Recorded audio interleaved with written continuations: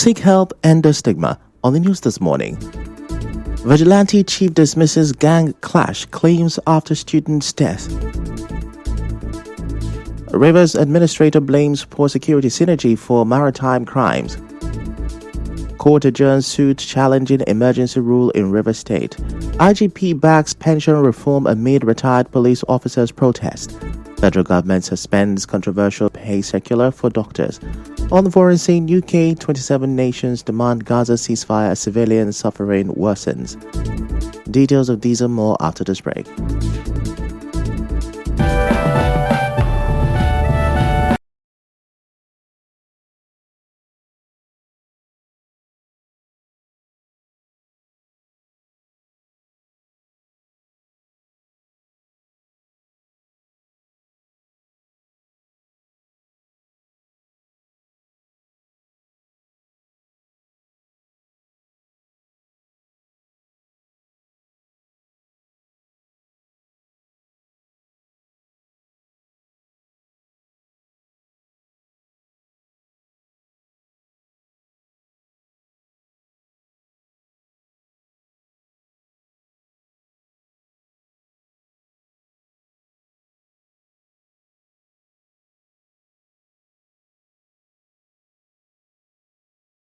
Now let's begin the news this Tuesday from the Rumolumeni community in the Obiakpo local government area of Rivers State, where the Chief Security Officer Kenneth Olumini has dismissed report of a gang clash in the area. It followed the death of Julius Okoro, a 300-level student of Ignatius Ajuri University. Police had linked his death to gang violence in the area as the investigation continues.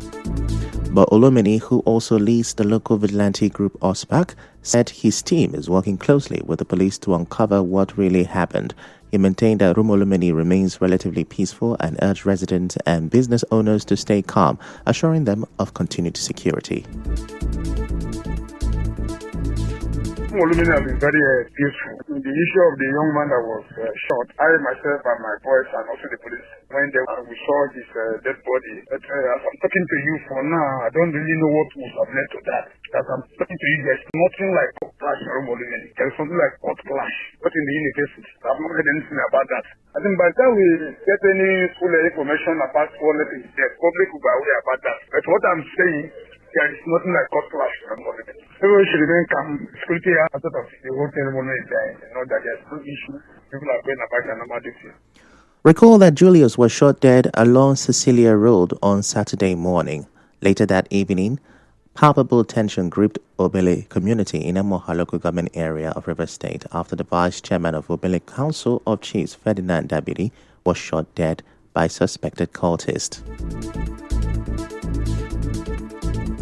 Meanwhile, the paramount ruler of Emoha Kingdom, King Sergeant Chidi Awuse, has condemned the crisis rocking Obele community in Emoha local government area, which resulted in the killing of the vice chairman of the Community Council of Chiefs, Ferdinand Dabiri Sin. Now, in a statement signed by the head of his media office, Chimzuruke Newman, the monarch expressed concern that residents of Obele community fled to neighboring communities for safety.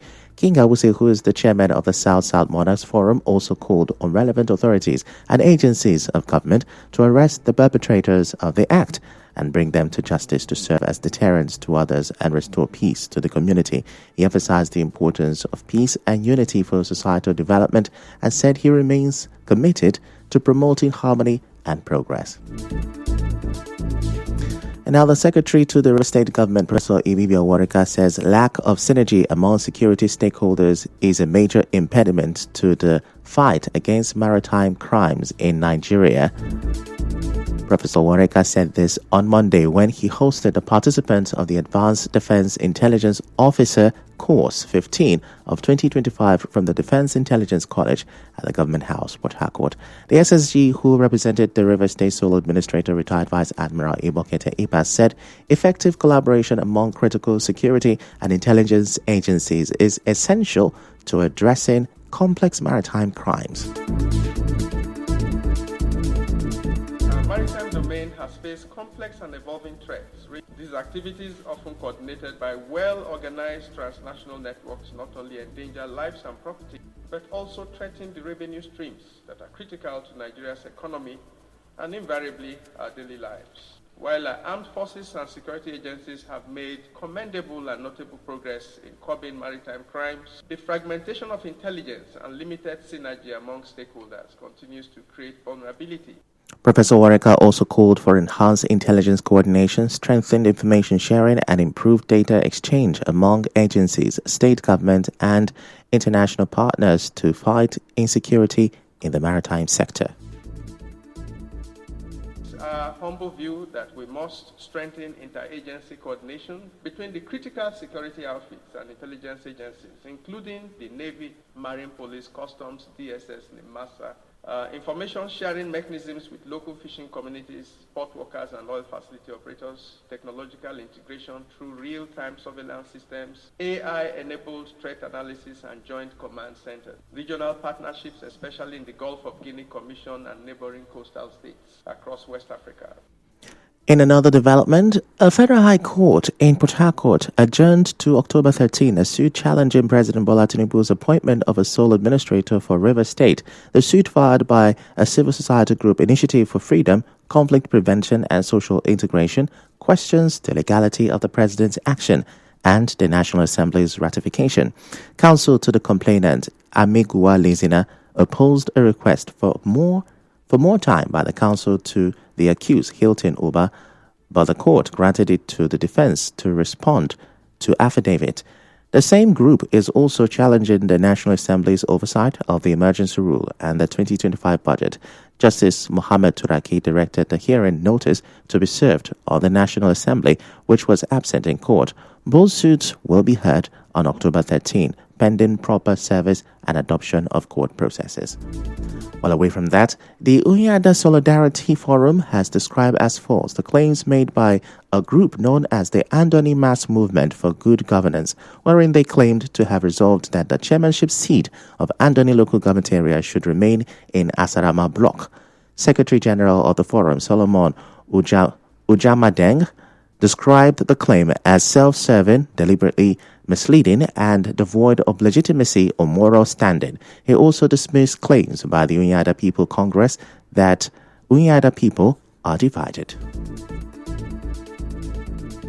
It is no secret that the so-called Unyada People's Congress is an artificial outfit created to give a false impression that Unyada people are divided on this issue of the chairmanship. This group is peopled by individuals who have time and again placed personal gains above communal interests. They are paid actors, not true representatives of the Unyada people.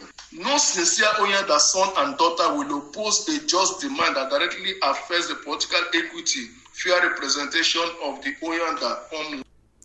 On the spot, the immediate past National Director of Mobilization and Chairman of Action Committee, Program and Strategy of the Ijo Youth Congress, Israel Fubara, said the claim that the FCT Minister Nyesom Wike advised that former chairman be re-elected is a lie and a distortion of fact. He also said the Unyada bloc has only held the chairmanship seat for one term of 3 years, unlike Asarama, which he said has held it for a total of 9 years across multiple administrations. The people of Unyadas are known for their civility and deep-rooted commitment to the unity of Andoni, but that should never be taken or mistaken for weakness. We call on our respected leaders, such as Professor Saikos Adango's son, Right Honorable Queen Rodibani, Barrister Rufus Godwin, Honorable Office Kagban, His Excellency Sir Samlanaye Fubara, GSSROS, Honorable Minister of the FCT, Barrister Nyesom Wike, CON, to please align with the voice of reason and conscience. The chairmanship for equity and fairness should return to Unyada bloc to complete its rightful tenure. Anything short of this undermine years of peaceful coexistence and set a dangerous precedent. Meanwhile, the Unyada concerned citizens have dismissed recent media claims suggesting that Unyada people should aim for a federal appointment instead of the Andoni local government area chairmanship. Now, the group called it a selfish opinion not backed by the community. Now, chairman of the group, Bossman 1 described the statement as fake and urged the public to disregard it. He insisted the true position is that Unyada Ward 6 should produce the next Andoni local government area chairman. The Andoni as a whole agreed for Unyada Ward 6 person to go for local government chairman. I don't know why somebody will come on air to say that the whole Andoni did not agree for Unyada's person to go. A former councillor, Okata, echoed the call, saying federal appointments won't meet their grassroots development needs. He urged FCT Minister Nyesom Wike to ignore the misleading narrative. I believe this matter has been flogged for a very long time. The entire Andoni 11 wards have agreed that the position of chairmanship should be zoned to Unyada, which everybody have heard about it. The matter has been put to rest for the Unyada people to bring up a candidate for the positions. But yesterday, I heard on radio when Honorable Christian Nimba is talking about appointment from the national level. Appointment from the national level is not what Unyada people demanded. What Unyada people is asking is for the position of chairmanship. They urged political leaders and stakeholders to uphold that decision. The Unyada Concerned Citizens said local leadership is key to meaningful progress in the area. They called for fairness and recognition of Ward 6's right to lead. Still to come, federal government suspends controversial pay circular for doctors. Stay with us.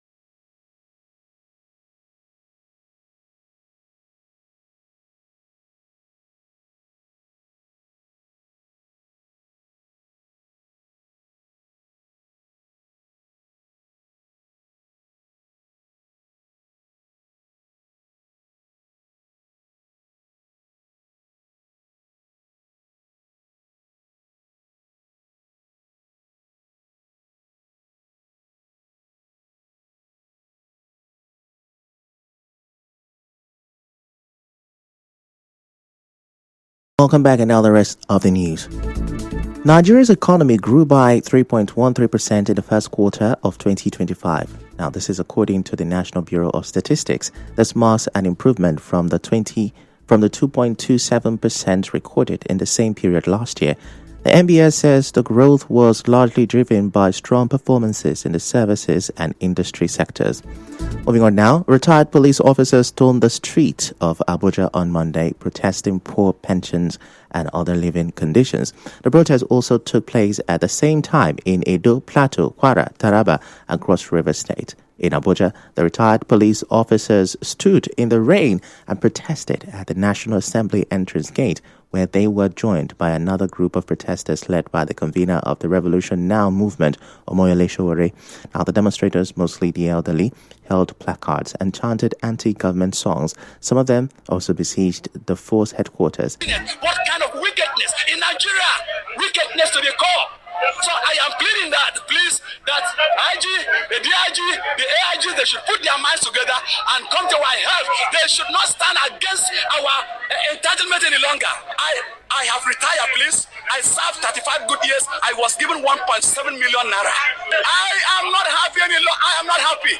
I am pushed to the world. The Inspector General of Police, Mr. Kayode Egbetoku, later met with the protesters. He said he is not opposed to the NPF's exit from CPS, adding that the issue of poor retirement benefit is also a concern for serving officers. And now the presidency has refuted reports that Mohamed Babangida, son of former military head of state Ibrahim Babangida, rejected his appointment as chairman of the Bank of Agriculture. Though a letter shared by Dele Momodu on Monday suggested he had turned down the role, presidential media aide Olusegun Dada said in a post on X that the claim is false and that Babangida has not rejected the appointment. While away from that, the federal government has suspended the recent circular that sparked outrage among medical professionals over cuts to their allowances. The circular, issued by the National Salaries, Incomes and Wages Commission on June 27, had reviewed the allowances of medical and dental officers in the federal public service without input from key stakeholders, medical bodies including the Nigerian Medical Association, NMA, the Medical and Dental Consultants Association of Nigeria, and the Nigeria Association of Resident Doctors, NARD, strongly opposed the move. The NMA had issued a 21-day ultimatum on July 2nd, threatening and shut the association as unilateral and doctors' welfare, with the ultimatum on the 3rd President to also current to correspond Monday that the circular is now suspended for further discussion. In universities, is set to graduate 4,861 graduates as part of activities to mark the university's 50th anniversary and 35th convocation ceremony, with 363 first-class graduates. Addressing newsmen, the university Vice-Chancellor Professor Wunari George explained that the convocation will cover 2 academic sessions with over 9,000 for the award of first degree, while 2,800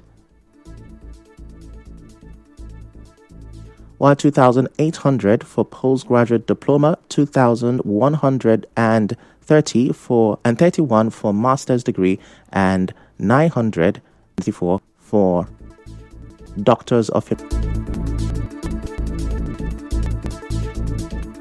we approach our Golden Jubilee celebration, we do this with a deep sense of gratitude to God and reflection on our accomplishments. From a modest beginning, Uniport, that is popularly known, has grown into a globally recognized institution. We're grateful to these benefactors. This convocation is for 2 sessions, 2021-2022, 2022-2023. We are set to graduate a total number of 14,861. Professor George having highlighted the significant milestone the institution had accomplished, also noted some of the struggles being faced by the institution. Today, the university has done with a new theater, new faculty buildings, metal buildings, lecture auditoriums, hotels. Our streets now solar lights installed, giving light in darkness. All our programs are accredited. Scholarship scheme and student support. We are doing well, but we're still faced with some challenges. While we appreciate the role of government, corporate bodies and strategic partners, we still struggle with land encroachment. From land speculators, we still have issues with funding, hostel accommodation. We have issues with staff quarters. The Uniport Vice Chancellor also outlined activities for the 50th and 35th 2021, 2022, 2023 convocation ceremony. Our correspondent reports that the wife of the president, Senator Oluremi Tinubu, the FCT minister, Nyesom Wike, and the chairman BOT TED Fund, Aminu Masari, as well as the governor of Adamawa State, Umar Fenti, will be among those conferred with honorary doctorates. We go on a short commercial break. When we come back, we'll wrap up the news.